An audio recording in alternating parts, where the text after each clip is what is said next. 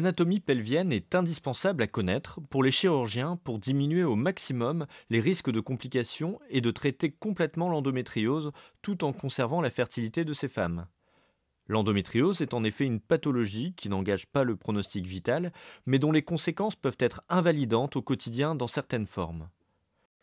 Si une prise en charge chirurgicale est décidée, celle-ci doit être la plus complète, mais aussi la plus conservatrice possible sur les organes de la reproduction.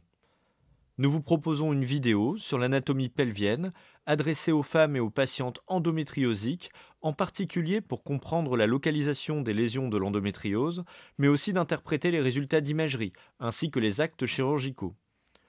Sur ce film, on voit en coupe sagittale, c'est-à-dire que la patiente est de côté, le ventre est sur la gauche et les fesses sur la droite. On voit ainsi l'anatomie du pelvis.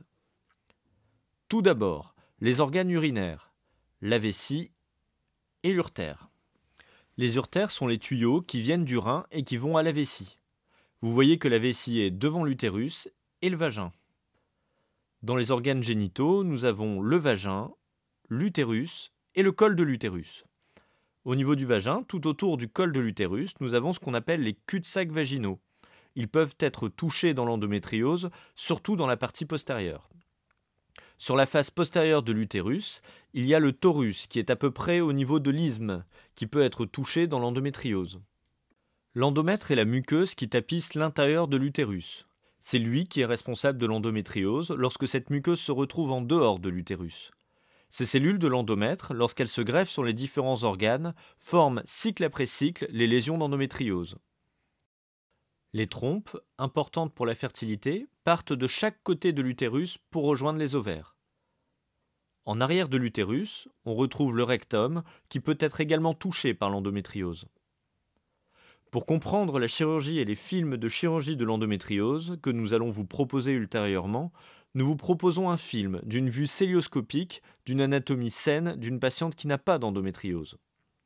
Pour réaliser une cœlioscopie, la patiente est endormie, sous anesthésie générale.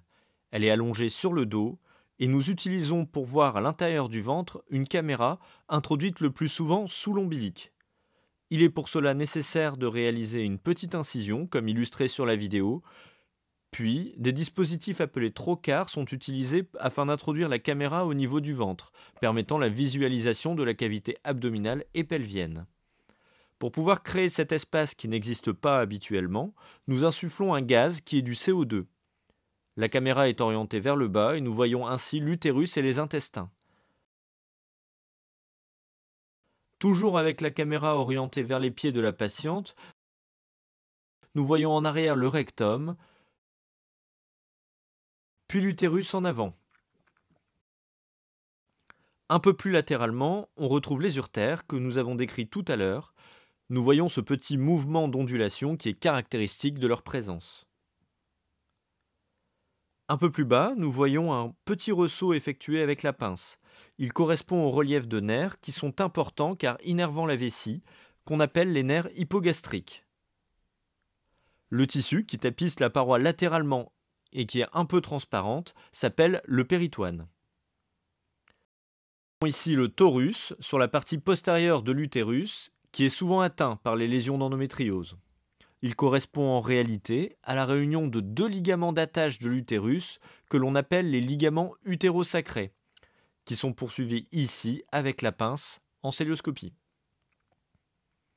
Latéralement, nous voyons la trompe et l'ovaire, présents de chaque côté.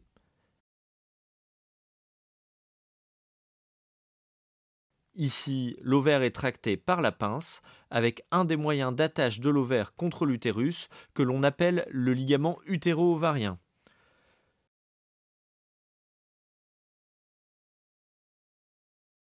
La structure montrée avec la pince s'appelle le ligament lombo-ovarien qui contient le pédicule nourricier qui permet la vascularisation de l'ovaire.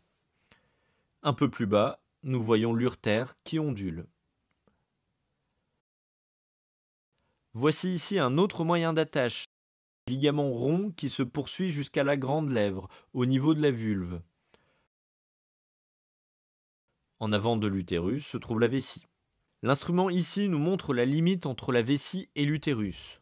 Le relief visualisé correspond au ballonnet de la sonde urinaire utilisée pour l'intervention. Nous allons maintenant tourner la caméra vers la tête de la patiente, donc vers le haut, permettant de découvrir le lobe droit du foie.